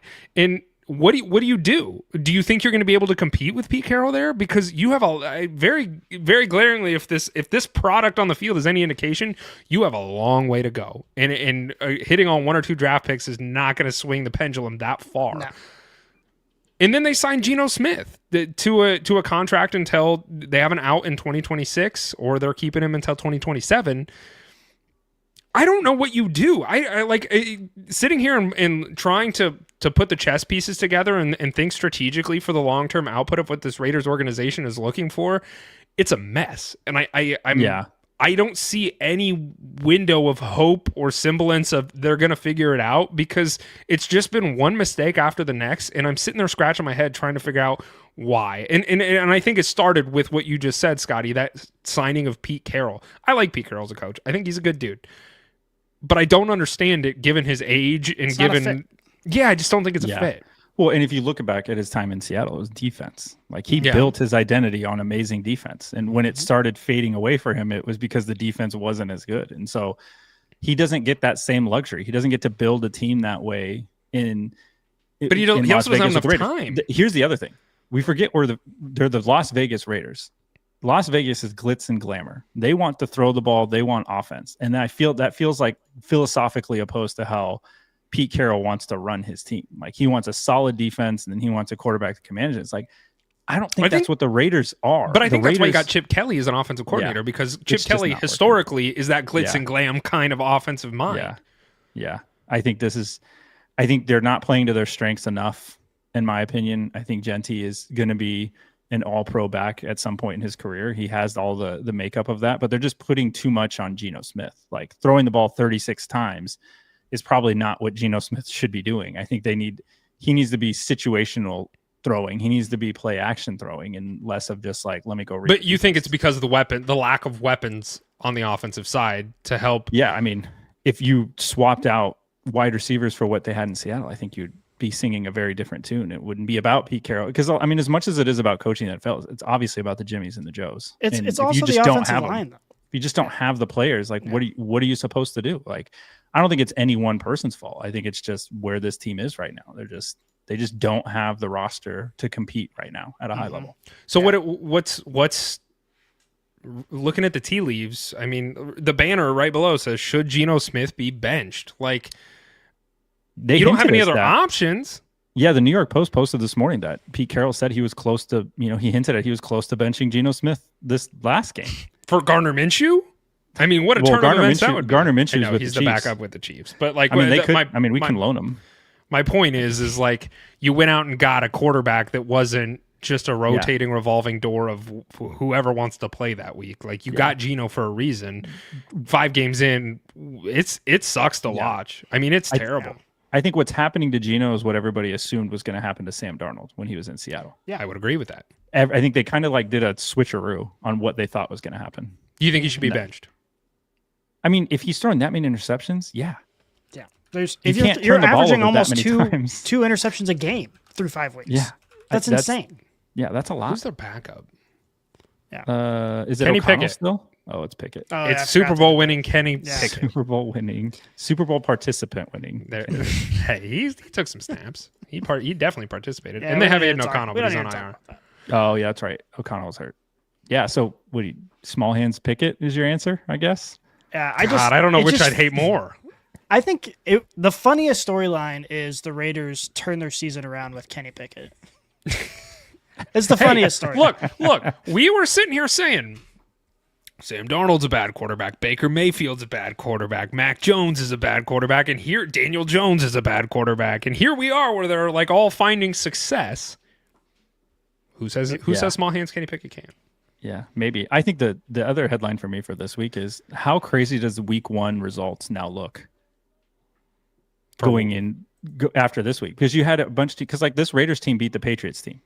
Yeah, that Patriots you had team the Chargers. The Chargers beat the Chiefs, but now the Chargers couldn't beat the Giants. Like, it's funny how week 1, the overreactions that we all said, like, nobody overreacts, but we still do it. Yeah, everybody does. Everybody has to. You have to. That's our human nature. But I think to see how far this Raiders team has come from beating that Patriots team, we're like, all right, wait a second. This looks pretty good, to now we're like, Jesus, this looks like a dumpster. Like a train wreck. Well, let's keep the overreactions going here, because the Panthers, they beat the Dolphins 27-24. I didn't get to watch a lot of this game, so I will throw the microphone to you gentlemen, because I didn't get to watch a lot, and I can't comment on it. We got to start this conversation off. Alan, did you watch this game? Yeah. Yep. Okay. Eric Collins is the greatest play-by-play announcer I've ever heard. Okay, I didn't listen to the game. Oh, I never really have the announcers on, because I normally hate them all. Yeah, that's fair. In this case, though, he is incredible. I know he's a basketball announcer, I think, but dude, he made this game feel like the Super Bowl. Like it was. This is you look at these teams and you're like, I don't give a shit what happens in this game, and he has you invested. Like this guy was so unbelievable. I don't think if you didn't get to listen to him call the game, then I understand. Why did he call the game?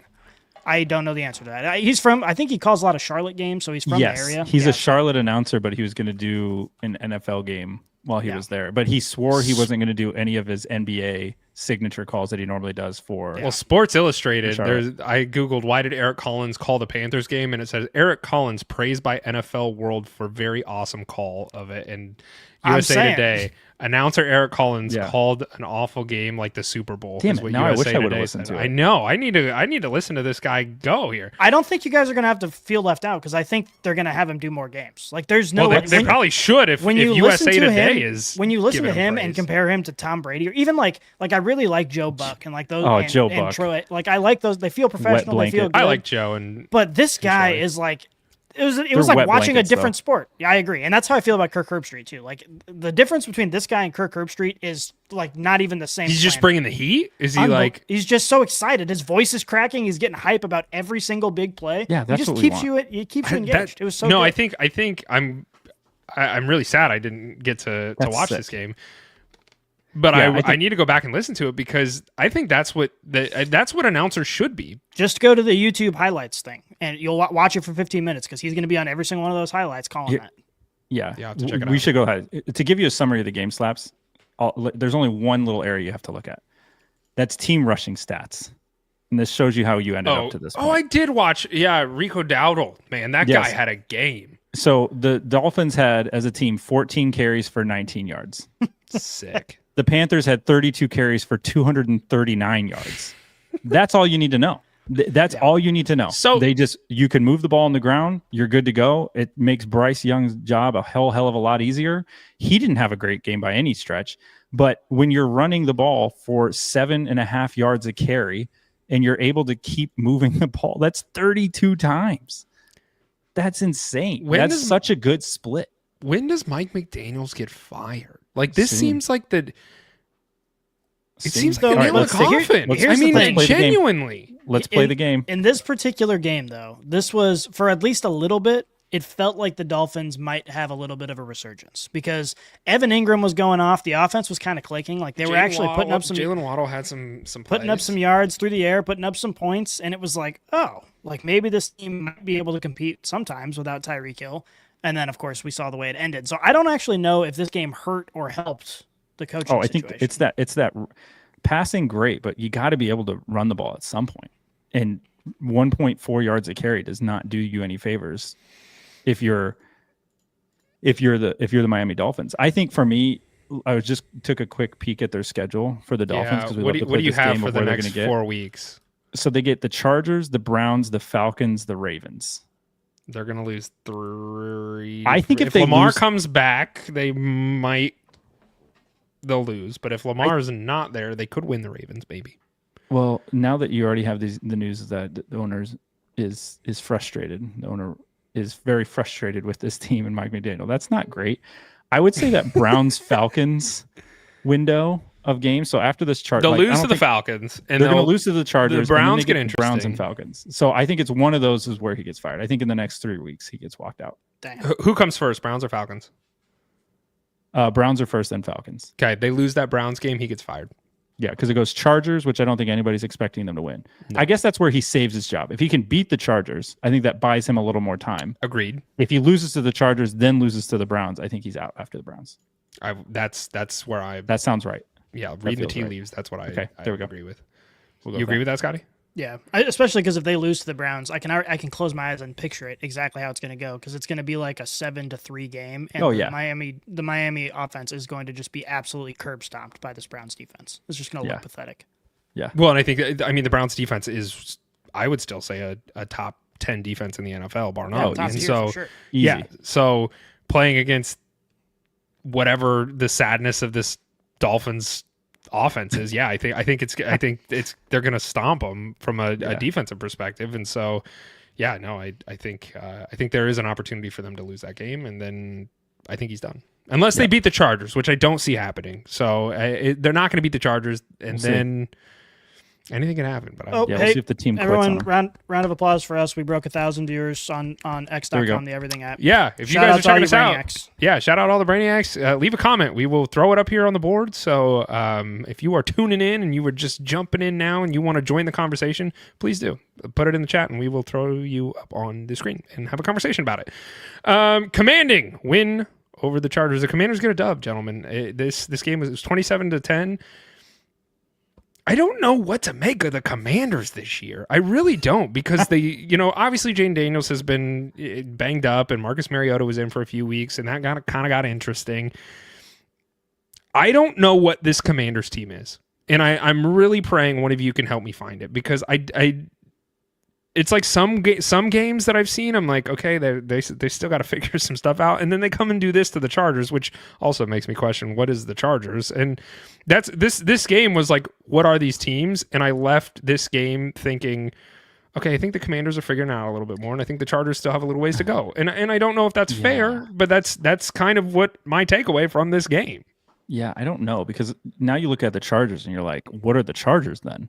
Yeah, if you're the Commanders beating the Chargers, I don't know what that means, because you lost to the Giants last week, then you looked very like up and down and bad this week against the Commanders. I don't know. Like, I think it's really, really hard to tell. I think my mind's telling me that the Commanders will figure it out and start gelling again and be the team that we saw at the end of last year. But the Chargers look just like totally beat up already. Do you think it's dependent upon if Justin Herbert gets laid? Maybe. Ain't no way that guy's got to be getting laid all the time, even before Madison Beer. He's a starting NFL quarterback. Yeah, but it's Madison Beer. I mean, I agree. This is definitely a level up from whatever was happening before. That we know of. Whatever was happening before, this is better probably. I don't know. It's kind of weird how quickly. That's why I said from week one, everybody's like, man, Chargers might go to the Super Bowl. And now you're like, I don't know if the Chargers are going to make the playoffs. And it's crazy how the narrative changes week over week. I think it's funny. You do have to let it play out, because you don't know. You try to like draw comparisons and parallels, but I think the Chargers are going the route of honestly how especially on their O-line. And some of their defense. Is Joe Alt still out? He was in. They lost one of their guards in the middle of this game. I think like they half just. their I don't know. line is different. I don't know. I don't know what to make of I don't know what to make of either of these teams at the moment. I think it was just to go on the road and beat the Chargers, and the Chargers obviously are feeling good about themselves in this season. I think does say a lot more about the Commanders and how they did it. I mean, they hung in. I think I was nervous for Jaden Daniels, because I'm like, please don't go the RG3 route and have like this lingering knee issue, and then you finally blow it out, and then your career's over. Like, please don't do that. So, crossing my fingers it stays that way. But I mean, the Commanders, if you went before the season and said who wins this game, you're probably saying Commanders probably win this game. Yeah. Not in like high confidence. So I think it played out how maybe we thought before the season, but it's just, again, the ups and downs. I think the Commanders, we won't know for a few weeks really how good or. Well, and they're also missing Scary Terry, which is also worth noting. So, but I mean, this was a good game for the Commanders. It looked great. The other thing is Amarian Hampton, rookie running back, is now on the IR with an ankle injury, and that sucks because they also lost Najee to a season-ending injury. So now it's just like you're rolling with the third-string guy, and that doesn't help. Just tons of injuries, man. It sucks. Well, yeah, it certainly does. And we'll talk about another team that has had a lot of injuries, being the Bengals and the Lions. I mean, I didn't expect the Bengals to do anything against this Lions team, and for them to go 24-37 against the Lions, I don't want to say I'm like blown away. I mean, the Lions should have won this game, and they did win this game. But this game was over. This game was not close. That score is not indicative of how one-sided this game was. It was bad. But Jamar Chase got a what do they call those? The garbage time touchdown, which I was here for. So that's nice, I guess.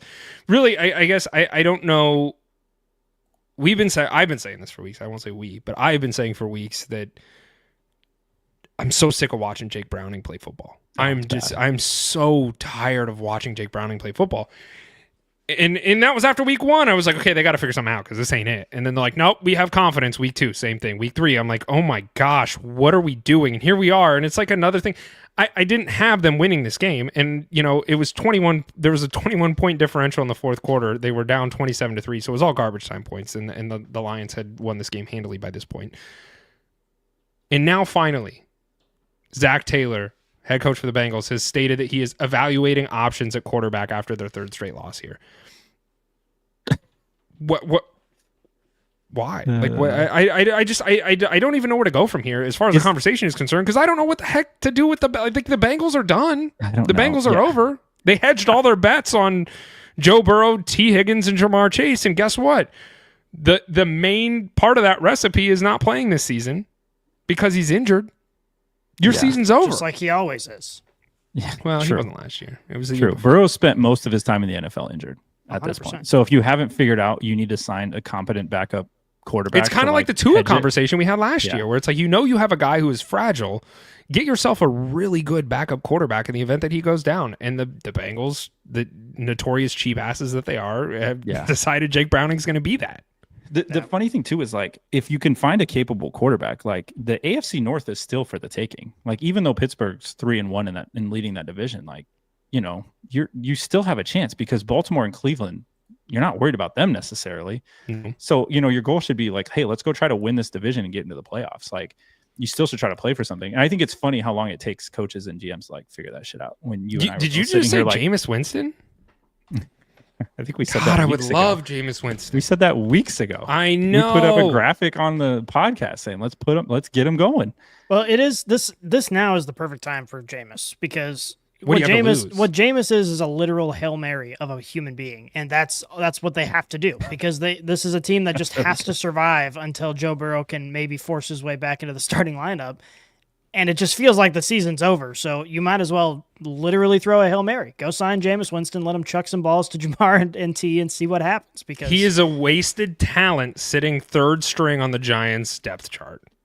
Throw a 6th-round pick, go get Jameis. Let's see what could happen. Because, that's in my mind, you roll Jake Browning out for 2 more weeks, you're done. There is no chance at all. And if you can figure something else out at quarterback, anything else, at least it's a better product to watch on the field, because Jake Browning is not it. And that's really all I have to say about this game, unless you guys have anything else. No, that's it. The Lions are the Lions. And before those garbage time touchdowns, Browning just had 3 interceptions to his name. So that's all. It's another Geno Smith situation. That's all you need to know. All right, let's talk about the upset of the week, gentlemen. The Patriots and Drake May beat the Bills 23-20. What a great way to end Sunday night. What a great way to end Sunday night. I love the Bills, and I love Josh Allen, and I'm rooting for him this year. But man, Drake May, the kid's got some gumption. He looked good. Well, it's funny. I was watching this game, and everyone's going to talk about Drake May and what he was able to do outside the pocket. He was able to move outside the pocket and make big plays. Oh my God, that but tight spiral. Every single one of those throws to Stephon Diggs on the sideline looked exactly the same. It's like the Bills just couldn't figure out how to handle Drake May moving to the right outside the pocket, throwing to Stephon Diggs on the sideline. That was their game plan, and it was worked. Beautiful. It worked. It was fucking crazy to watch them. It's like, he's doing it again. Yeah. Oh, there's no answer. Still no answer. Yeah, he looked really good. I think the Bills have a secondary defensive problem that they're going to have to get figured out. Obviously, their offense is not going to score, 35 points every game. And, you play some good defenses in the NFL. So I think Josh Allen played good enough. He had some turnovers he had a couple turnovers that, he doesn't normally make.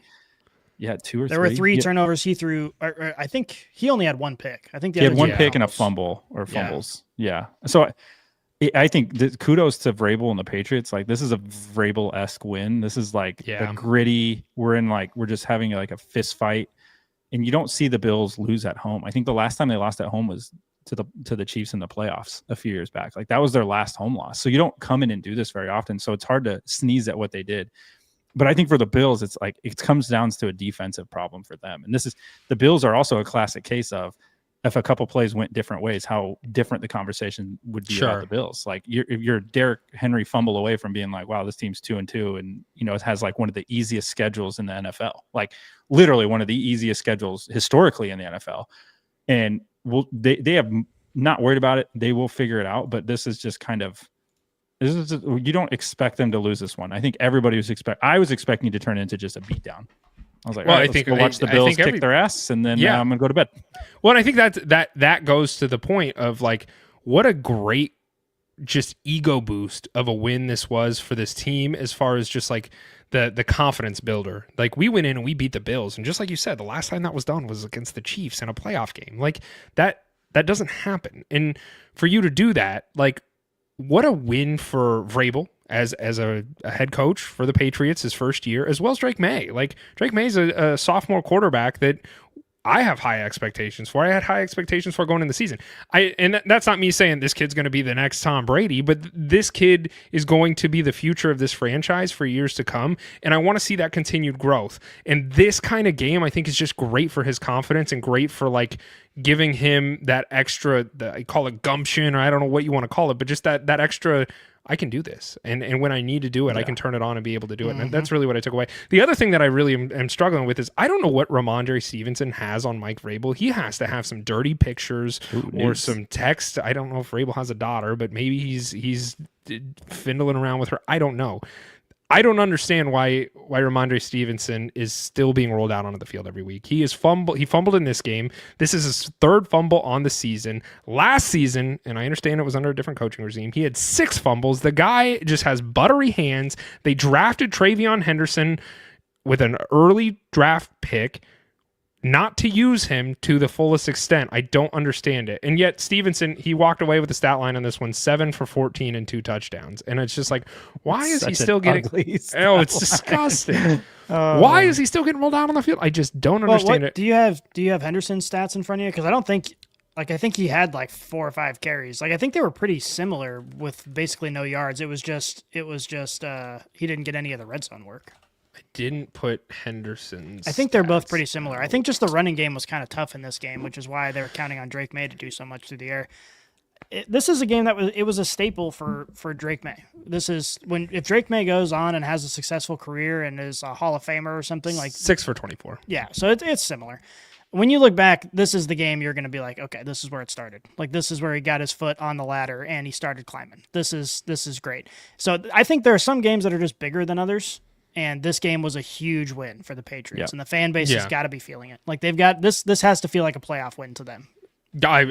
Anytime you beat the Bills or the Chiefs or any of those high upper echelon teams, like it's got to feel like that. Oh yeah, for a young team, this is like crack, and especially for a team like the Patriots, and as storied as that team is, obviously after what they just are coming down from their dynasty, this is like, oh cool. Like, I think as like a team that is either rebuilding, sometimes these wins are great. Like the Broncos fans, like beating the Eagles. Like sometimes those hit way better than if you're on top and you're beating these, because you're like, oh, this is fucking sick. We're so annoying. Who's a Broncos fan? He's in the dynasty league that we play in. And he was texting me. He's like, this was my Super Bowl. And he's like, and I'm so hype. And I'm like, you should be. I'm like, that is awesome. There were times as a Chiefs fan when Tom Brady would come into town as the Patriots, and I know the Chiefs weren't going to win anything, but they beat Tom Brady, and I was like, oh yeah, this is fucking what a week. It feels Mail good. It in, baby. I mean, we do a group parlay every single week, and he has been given the Broncos every single week, and he keeps picking the Broncos. And I've been joking with him, and I'm like, dude, like, you're killing us, man. And he's like, this is the first week where he did not take the Broncos, and he's like, oh, no. And he's like, man, are you serious? He didn't take the Broncos. I didn't realize that. And he's like, I just don't think we're there yet. And then they do it, and I'm like, God, you would just have the worst luck picking for the Broncos for this parlay. But I mean, you guys are all screwed because he's not going to not pick the Broncos. I know. I'm giving him different teams moving forward. Because you can't give him the Broncos. Yeah, I can't. Antonio Gibson also tore his ACL. That sucks. I think his career is probably maybe done with at this point, which that just sucks. I mean, we don't root for injuries. So, I think, Alan, you wanted to talk about Bill Belichick for just a moment? So there's a note, as much you can't talk about the Patriots and while Bill Belichick is living, not mention Bill Belichick. And Bill Belichick, for those of you that don't know, is currently the head coach of the North Carolina Tar Heels football team in college. And I don't know if you've been following this, but Bill is on this crusade to basically just like give it middle finger to the Patriots franchise. And I don't know why, because I think it's like a craft thing. Who knows? I don't know what the inner rumblings are, but basically Bill recently has told his staff, because I don't know if you follow college football at all or college sports, like typically when one of your alums goes into the pros, like they'll tweet about them, like great game, amazing, look what we did. And, coming off of this game where Drake May beat, Josh Allen in Buffalo, and Drake May went to North Carolina, you would think like, hey, this is going to be, they're going to post about him, they're going to give him love. But Bill Belichick right now has a rule that his staff is not allowed to engage with the Patriots or post or retweet anything about the New England Patriots. He's like this hard and fast rule with his team. So yesterday, if you go to like North Carolina's, any of their socials, they didn't mention Drake May. They didn't say anything about this win. And I think this would be okay if Bill Belichick was being successful as a head coach in college, but they fucking suck. So I don't even know where this is Clemson going beat the socks off of him with Belichick, but this doesn't look like it's going. Do you well, think that he's not even? Asshole. Do you think it's not even like? Obviously, he's a collegiate coach at this point, and the collegiate landscape is not where it was years prior with all the NIL stuff. But do you think that this is just like his avenue to continue to just voice his inner Bill Belichick thoughts and have some sort of control over something? Like I don't. It's just a weird thing, and it's just with the Patriots, you think that'd be one team, you'd be like, oh yeah, I had a great time, dude. I had so much success there. They're gonna build a statue he's of such me a there. Weird. He's such a weird dude. With what this reminds me of? Like high school girl drama, and I just like to point out who his girlfriend is. Yeah, who might that be? I think she's a little older than high school, but not by much. And this seems like her fingerprints might be all over this. Not by much. So I don't even know where this is going for Bill. I just wanted to point that out because, of course, he still has his name in the headlines talking about the Patriots or not talking about the Patriots. Well, and at one point in time, I think this was two weeks ago, like he had a presser in which he was asked kind of about this. And he's like, no, if like me and the Patriots are good, but then it's like clearly something is not good. Like, yeah, it's not the case at all. Which sucks for Drake May because like, he's your alma mater. Like he should be getting praised. Like they should be using it as like recruiting, fuel. Like look what our quarterbacks do in the NFL. Like that's what it should be happening. But instead, they're not talking about it because Bill Belichick said don't talk about the craziest part is it's like he has nothing to do with any of this. Like he didn't coach Drake May. No, he didn't do anything. It's so stupid. Bill Belichick, anyways, you're an Belichick's asshole. Still pissing us off. Yeah. All right, gentlemen, let's talk about this Monday night game that is about to happen here in just a few minutes. It is your Chiefs versus the Jaguars. I will turn the mic to you. Yeah. Okay. I think. Hold on. Yeah. No. Go ahead. Yeah. Go for it. Hold on. Go Chiefs. Yes. Okay. Go ahead. Okay. I was going to ask you. I know that we had some players that are questionable, including Josh Simmons, leading into this game, including Xavier Worthy was questionable leading into this game. I was just asking if you have any information on that front because I haven't heard that any of those people have been ruled out. They're not on the inactive list. Nope, it looks like they're both play. I think Worthy came down to he had rolled his ankle this weekend and it was kind of swollen after the flight, so they put it on there as precautionary, but he looks like a full go, as does Simmons. Looks like a full go. I know Simmons he's dealing with some sort of illness or he was puking or diarrhea or something, so hopefully he's good. Yeah. Pukeria. This feels like a trap game. I don't know if you feel the same way. Maybe it's just me being nervous. The 3-1 Jaguars at home on Monday night feels like a trap game. It feels like a trap game because everybody. I mean, maybe I'm just biased. No, not for the Jaguars. Maybe I'm just biased because of this podcast. But we've been talking so much shit on Trevor Lawrence. It really feels like this offense is going to figure it out against the Chiefs' defense, and they're going to make us look stupid. Well, if it happens, it happens. It's like swing thoughts. I have pre-swing thoughts right now. Yeah, that's not good. It's pre-golf swing thoughts. I think the one thing to look out for is just on the heels of what we said about the Ravens. Obviously, the Ravens folded. They don't look great. We don't know at what point during that game they gave up. So I guess this is kind of the prove it game. Like, have the Chiefs actually figured it out on offense or not? I think that's what we'll get out of this game. And then I think we'll know for real if the Jaguars are the 3-1 team that they are. Like, do they continue that? Do they continue to battle in the AFC and tie Indianapolis for first in the AFC South? Like, that's kind of what we're finding out. Like, we're still in like data gathering mode, and I don't know for sure where we're at on all of that. So we'll see if the Chiefs can keep it going with Xavier Worthy. If the Chiefs do, if they do get control of this game and they score a lot of points and they look like that, then I think is back on the menu. But if they struggle, if they win close to the Jaguars or even lose, I think you still have your answer. Like the Ravens just weren't very good. That was a get right game, and the Chiefs still have a lot of work to do. So what do you think? What do you think is going to happen? I think it's going to be a close game. I think the Chiefs win by a field goal late. I do not think they cover. Or what's the spread right now? Oh, spread's 2.5 or 3.5. It opened at 2.5. I don't think they cover, but I think they do win by a field goal late. I think that's my. I think Travis Hunter gets 2 pick sixes. I think BTJ has 140 yards and 3 touchdowns. There's one thing I would say I am confident in if I'm the Chiefs right now is their secondary. They have their rookie who's just playing lights out and is like number 1 cornerback on PFF. And then you obviously have McDuffie. Like their secondary is pretty fucking solid. If anybody's going to beat them, you got to run. You got to run the ball. Run the ball to beat the Chiefs, not throwing the ball. Yeah, and that's the thing. And depending on how the offense looks, you might be able to do that. But if the offense starts clicking and they look a little bit more competent, and maybe they take a step forward from how they looked in the game against the Ravens, it's going to be tough to run the ball against this team. And I do think that once the offense is completely healthy and we have Rashee Rice back and we have all of the weapons in their correct places, I think this offense is going to take off. I think we're going to see, the way that I predicted the Chiefs looking in the preseason prior to all the injuries and the suspension being handed down. A lot of optimism. But we just have to see it, and I'm kind of nervous that when I look at the Jaguars, I know. Go ahead. Sorry, I did not mean to cut you off. You're right. I was going to say, I think you were talking about like this feels like a trap game. Mm-hmm.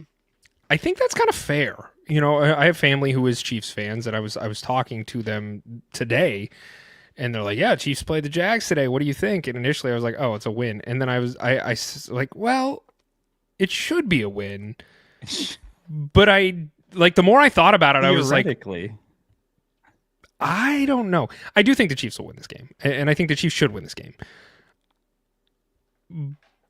But it could get interesting. Like you started out your conversation by saying this could feel like a trap game, and I was like, I could get behind that thought. Here's the Chiefs' problem on offense at the moment is that their running game is awful. Pacheco looks terrible. Like a dumbass. He doesn't know where to run. He's running backwards. He's just kind of like doing nothing. Turning the wrong way on screen. Yeah, passes. He's like doing nothing. Mahomes is still your leading rusher. Yeah, that's a problem. He's still your leading rusher. That's a problem.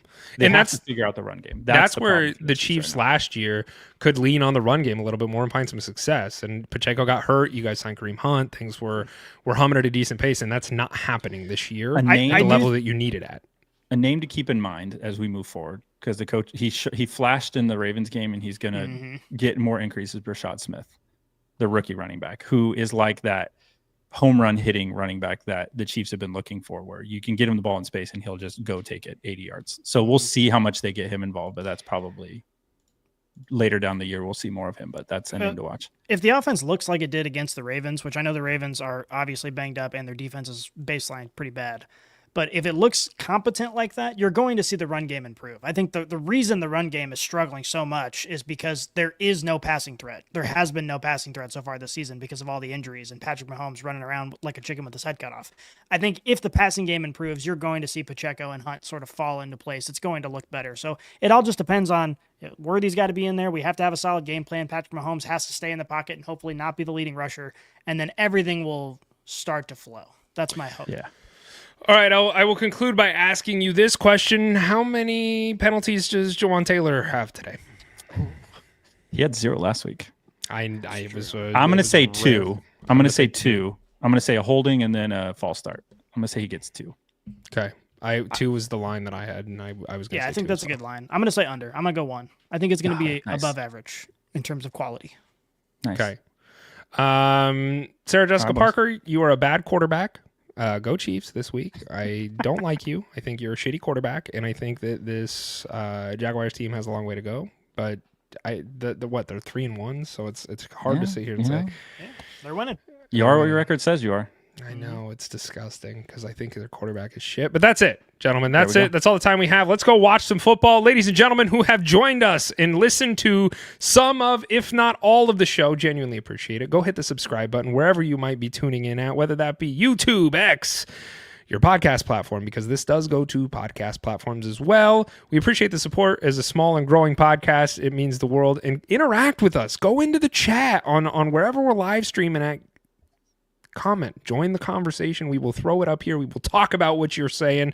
We will be here again next week. Gentlemen, let's get the heck out of here. I love you guys. We are out.